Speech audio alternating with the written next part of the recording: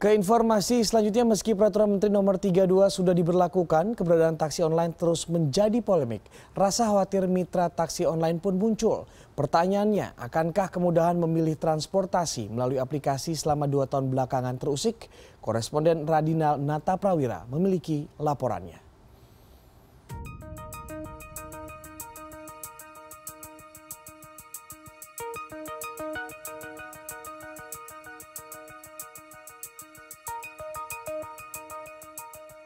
Semenjak layanan ride sharing masuk tahun 2014, otomatis taksi konvensional mulai tersisih.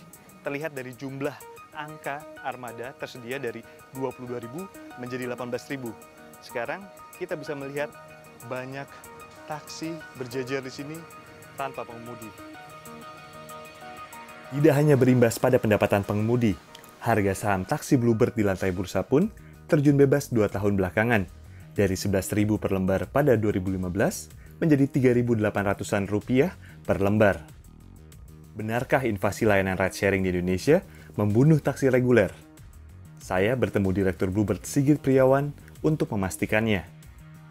Apakah memang sebenarnya layanan ride sharing ini sejak masuk tahun 2014 ini memang masuk perlahan membunuh taksi-taksi reguler? Menurut Anda gimana kalau mendengar itu? Kita lihat beberapa perusahaan taksi memang berkurang. Kinerja Bluebird pun juga tahun lalu juga memang berkurang cukup banyak.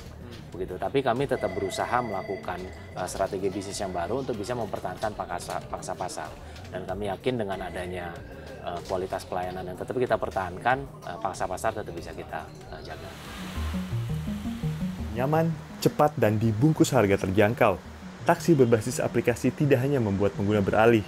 Kesuksesan menggantikan pemesanan taksi melalui lambaian tangan dengan beralih ke layar telepon seluler juga membuat para pengemudi taksi reguler berpindah. Billy salah satunya. Kalau di Bluebird saya cuma bisa 20, Bluebird-nya 80 ya. Kalau Uber ini kan ya saya bisa 80, aplikasinya 20. Melihat hal ini, pemerintah pun bereaksi dengan meluncurkan peraturan Menteri Nomor 32. Regulasi yang kita lakukan dengan hati-hati. Karena apa?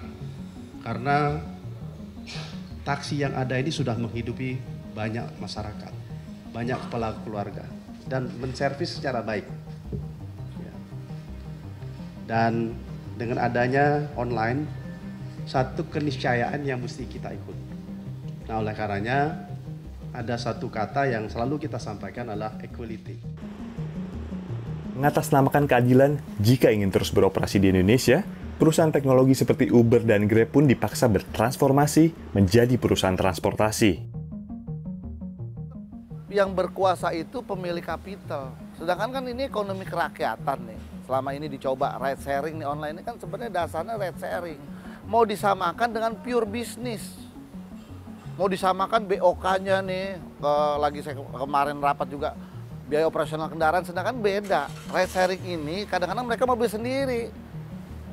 Mereka nggak investasi mobil, karena kan mobil membuat dipakai keluarga mereka, dicoba online. Ini coba disamakan nih perlakuannya sama yang bisnis murni, sehingga perhitungannya disamakan. Sehingga nggak ketemu tuh perhitungannya sebenarnya penentuan tarifnya. Jadi mitra pengemudi itu adalah independen kontraktor. Mereka adalah bos bagi diri sendiri.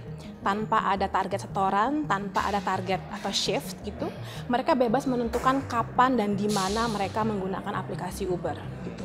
Nah, yang menarik, demikian fleksibelnya, 56% dari mitra pengemudi yang menggunakan aplikasi Uber itu menggunakan aplikasi ini kurang dari 10 jam per minggu. Dari 50% itu ya? 56%. 56% ya. Itu di Jakarta aja atau memang itu nasional? Ya, nasional. Oke.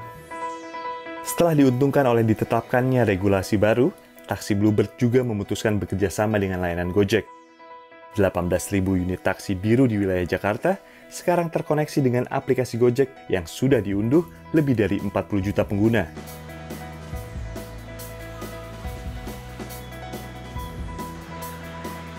Seperti Anda lihat di posisi saya berdiri, ini lebih dikelilingi oleh mobil-mobil Bluebird. Ada sekitar 1, 2, 3, 4, 5, 6, 7, 8, 9 mobil Bluebird. Dan untuk mobil Gokar organiknya ada sekitar 1, 2, 3, 4, 5, 6. Jauh lebih unggul Bluebird, khususnya di pusat perbelanjaan, titik ekonomi, dan mereka juga memiliki pangkalan sendiri untuk di pusat perbelanjaan ini, tepatnya di belakang sana. Unggul memiliki pangkalan di mal, apartemen, dan bandara, penetrasi taksi reguler ke aplikasi dikhawatirkan akan menyisihkan mitra pengemudi atas nama pribadi. Selain kalah strategi, mitra pengemudi juga kalah modal. Gimana melindungi mitra yang memang menyicil mobil, gokar gitu. Ini akan tersisihkan karena maintenance bengkel mereka akan kalah, outgun, outnumber. Oh, menurut saya sama sekali tidak, malah karena semakin banyak reliability daripada layanan gokar tersebut, malah orang pada pindah ke gokar.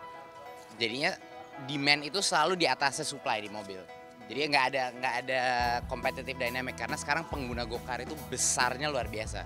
Malah kita butuh lebih banyak mobil untuk mengakomodasi demand tersebut. Ketika kemudahan teknologi tidak bisa dilawan, menyamakan status atas nama keadilan pun dilakukan. Walhasil, apakah kemudahan memilih transportasi yang terjadi 2 tahun belakangan akan perlahan menghilang? Atau malah sebaliknya? Radinata Prawira, Jakarta.